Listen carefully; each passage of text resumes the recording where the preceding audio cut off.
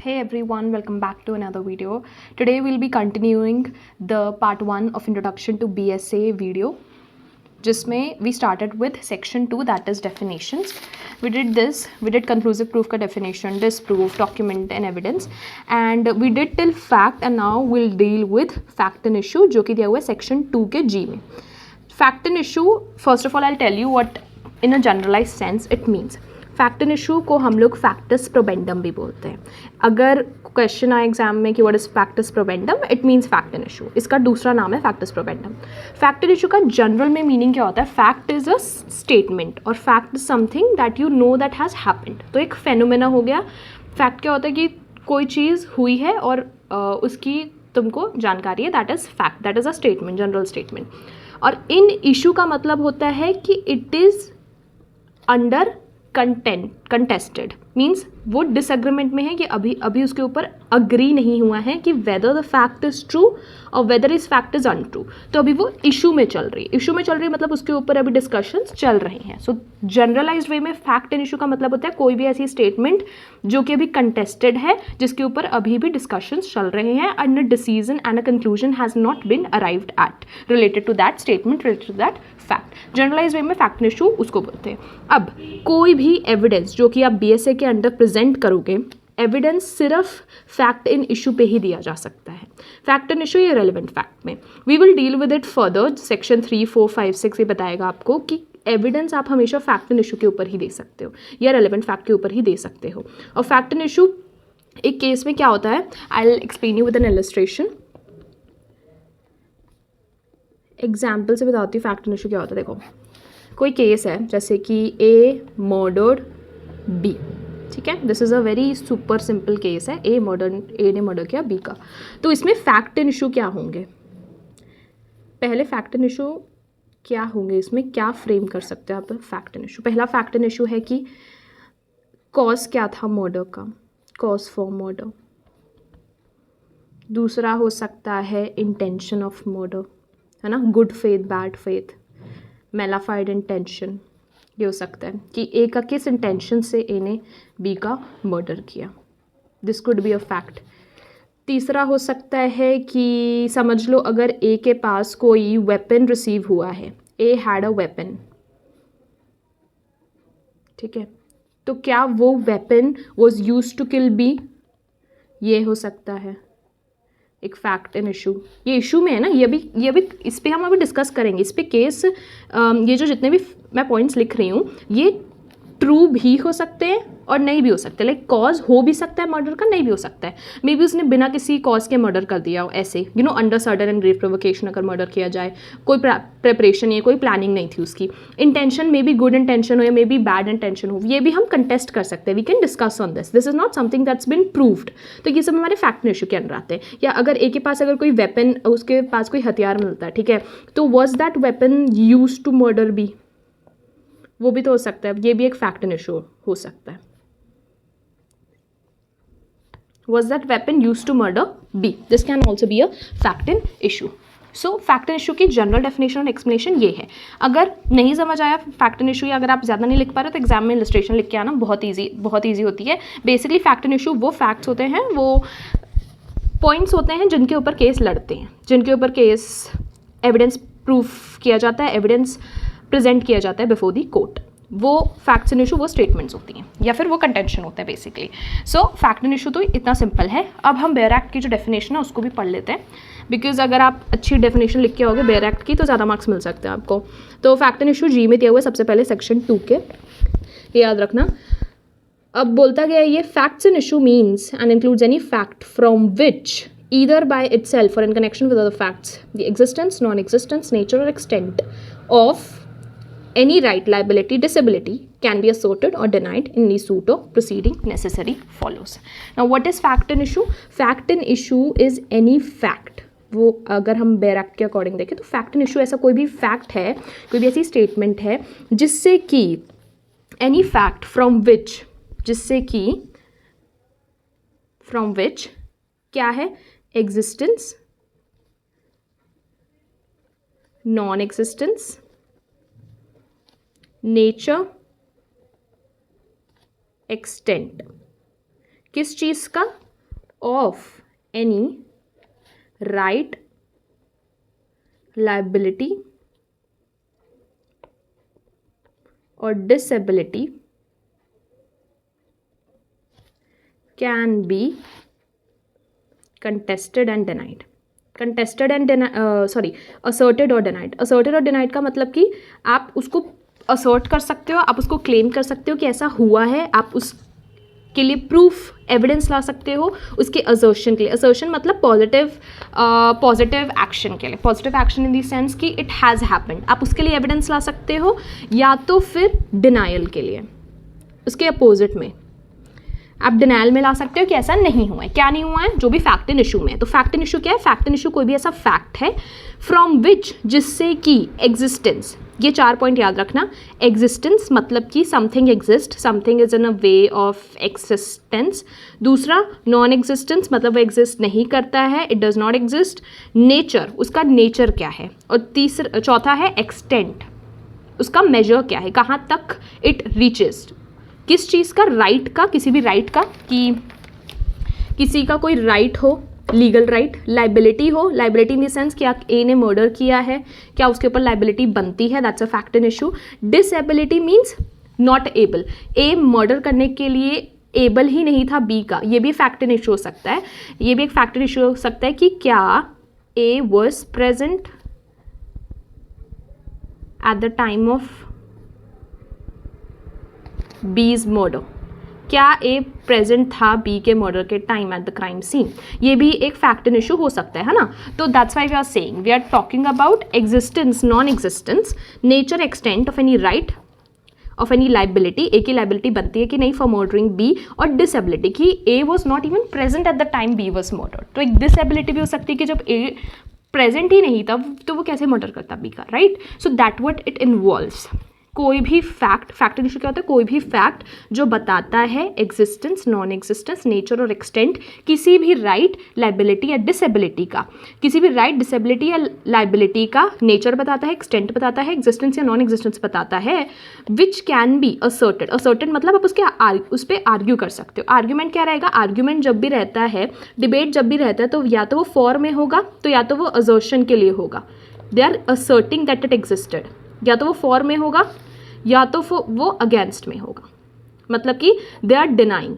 Denying में क्या होगा कि ए प्रेजेंट ही नहीं था, ए ने मर्डर ही नहीं किया है बी का. असर्शन में क्या होगा कि ए के पास वेपन मिला है and that weapon was used to murder B. So that is what fact in issue means. बहुत सिंपल डेफिनेशन है. एक बार रिविजन के लिए मैं एक बार फिर से बताती हूँ. सिंपल डेफिनेशन को याद कैसे करना है ये देखो. ये रहा हमारा फैक्ट इन इशू, हमने लिख लिया, ठीक है. देख लेना. एक वर्ड एनी फैक्ट, ये हो गया. दूसरा वर्ड फ्रॉम विच, ठीक है. एनी फैक्ट फ्रॉम विच, ये हमारे आगे 4 word. Existence, non existence, nature and extent. ये आ गए हमारे ये 4 वर्ड. और उसके बाद उसके साथ आ जाएगा किस चीज़ की बारे में बात हो रही है. ये राइट की, किसी भी लाइबिलिटी की या किसी भी डिसेबिलिटी की, है ना. So that what it means. तो कोई भी fact from which existence, non existence, right और लाइबिलिटी और डिसेबिलिटी कैन बी असर्टेड और डिनाइड. लास्ट है हमारा कैन बी असर्टेड और डिनाइड, ठीक है. This is simple. यही है अपनी फैक्ट एंड इशू की डेफिनेशन. सिंपल डेफिनेशन है, याद करने का यही तरीका है fact and issue. I hope you have understood fact and issue.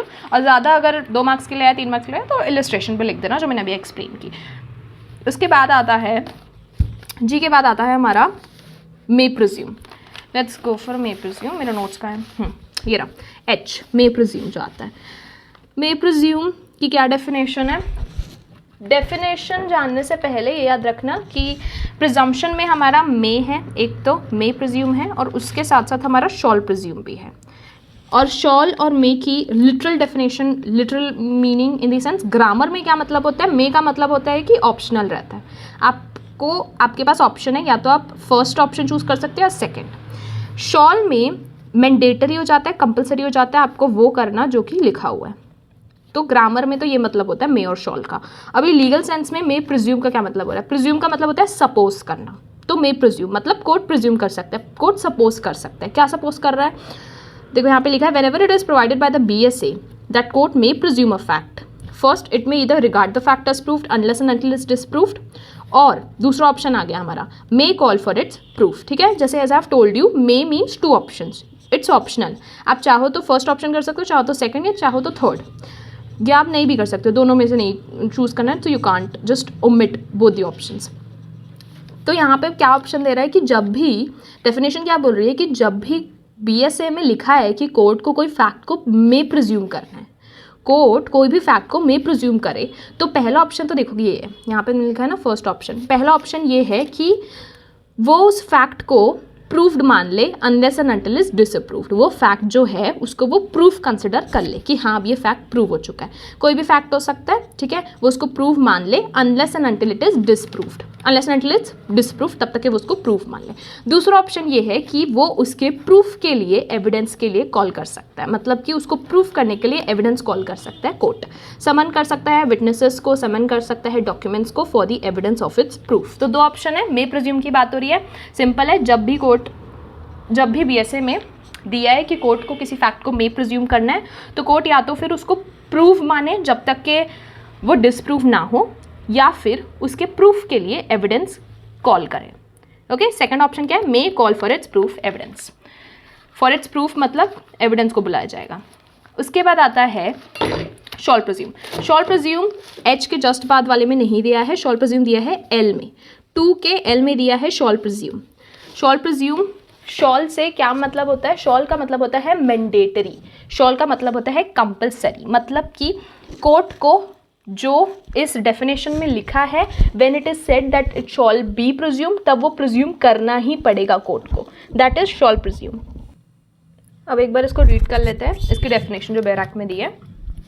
Whenever it is directed by BSA that a court shawl presume a fact, मतलब कि जब भी BSA बोल रहा है कि कोर्ट को एक फैक्ट को प्रिज्यूम करना है, शॉल प्रिज्यूम करना है किसी भी फैक्ट को, तब इसमें एक ही ऑप्शन दिया है। क्यों एक ही ऑप्शन दिया है? This is the only option you have, क्योंकि शॉल है, आपको ये मैंडेटरी फॉलो करना ही पड़ेगा। कब? जब BSA आपको बोल रहा है to shall presume a fact, तब कोर्ट को ये चीज़ करनी पड़ेगी। क्या करना है कि कोर्ट को उस फैक्ट को प्रूव मानना पड़ेगा अनलेस एंड अनटिल वो फैक्ट डिसप्रूव कर दिया जाए, है ना। तब तक कोर्ट को has to take that fact as proved। Court को जब शॉल प्रिज्यूम बोला जाए तो court has to take that fact as proved unless उसको डिसप्रूव कर दिया जाए, ठीक है, when it's shawl presume. Shawl presume में एक ही ऑप्शन है आपके पास एंड इट्स मैंडेटरी कि आपको उस फैक्ट को प्रूव्ड कंसिडर करना है unless and until it's been disproved, that is shawl presume. L में दिया है, याद रखना, मे प्रिज्यूम दिया है H में। So this was may and shawl presume. उसके बाद आता है I सेक्शन 2 का I। तो सेक्शन 2 का I में दिया हुआ है नॉट प्रूव्ड।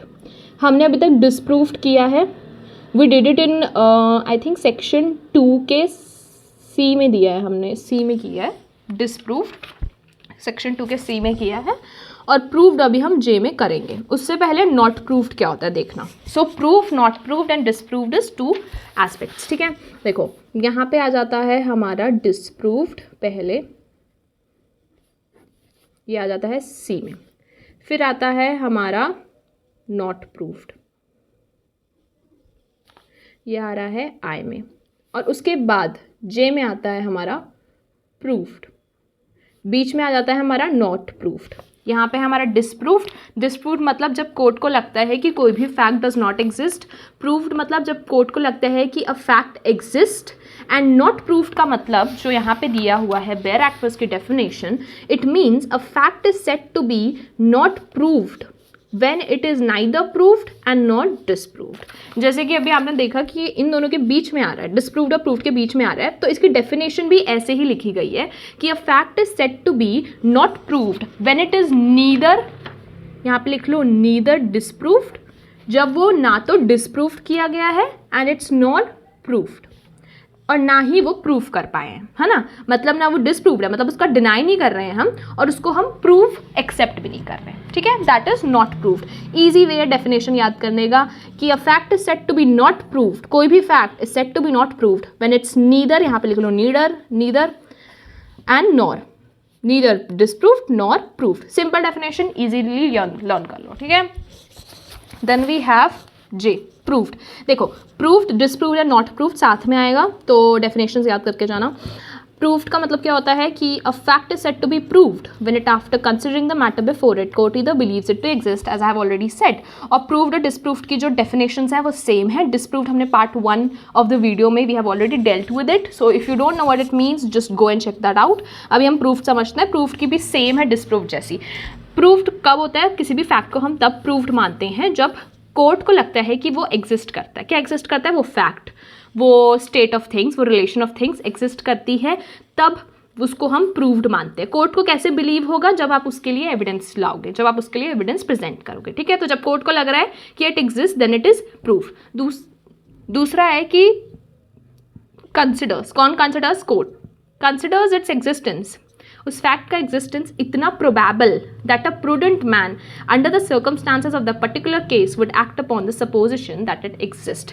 दूसरा ये है कि कोर्ट उसके एग्जिस्टेंस को, एग्जिस्ट करता है वो है, उसको इतना प्रोबेबल का मतलब होता है पॉसिबल, इतना पॉसिबल मानता है दैट अ प्रूडेंट मैन मतलब कि a man who takes every step with care and skill, मतलब कोई भी ऑर्डिनरी मैन जो कि केयर और स्किल के साथ हर स्टेप लेता है, फ्यूचर का ध्यान में रखते हुए स्टेप लेता है, उसको प्रूडेंट मैन बोलते हैं। कि कोर्ट को लगता है कि उसका एग्जिस्टेंस, उस फैक्ट का एग्जिस्टेंस, फैक्ट मतलब कुछ भी हो सकता है कि ए ने उसका मर्डर गन से किया, A uses gun to murder B, है ना। अगर हम इलस्ट्रेशन देखें तो A used a gun to murder B.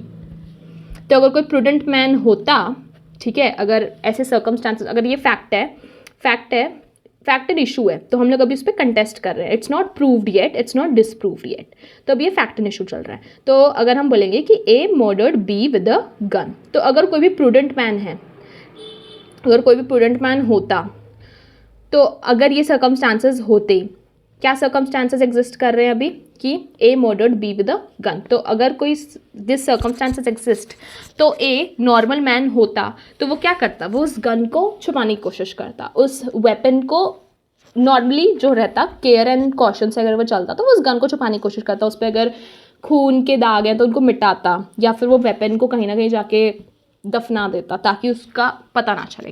तो फिर उस सर्कमस्टांसेस में अगर वो मैन एक्ट कर रहा है, अगर कोई नॉर्मल मैन भी उस तरीके से एक्ट करता, तो कोर्ट कंसिडर करेंगे उस फैक्ट को एग्जिस्ट करने का, एंड विल कंसिडर कि वो फैक्ट जो है वो अब प्रूव हो गया।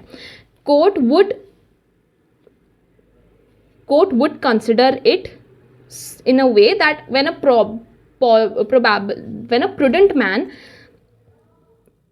prudent man under the same circumstances, case के सर्कमस्टांस के अंदर अगर वो प्रूडेंट मैन भी उसी तरीके से एक्ट करेगा कि इट एग्जिस्ट, क्या exist? That the murder has been done, murder हो चुका है, तो प्रूडेंट मैन भी उसी तरीके से एक्ट करेगा, तब कोर्ट उस फैक्ट को प्रूव्ड मानेगा। सो दो कंडीशंस हैं हमारे कि प्रूव्ड, यहाँ लिख देती हूँ मैं, प्रूव्ड। पहला कंडीशन ये है कि court either believes it to be true,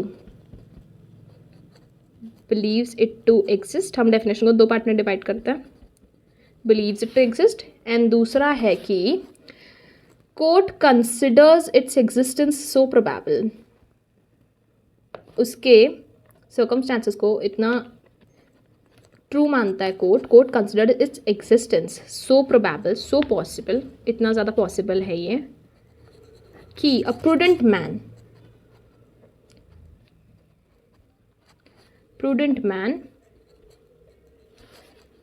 would act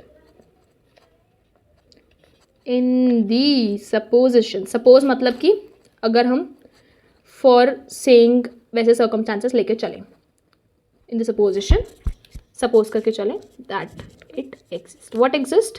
the circumstance, और जिस फैक्ट को हम, वो जो फैक्ट है वो एग्जिस्ट करता है, कि प्रूडेंट मैन भी उसी तरीके से एक्ट करेगा, ठीक है। अगर ये वाला एग्जाम्पल नहीं समझ रहा है तो एक बहुत ईजी एग्जाम्पल देती हूँ, वो नॉन लीगल एग्जाम्पल है, लीगली मैटर नहीं करता वो।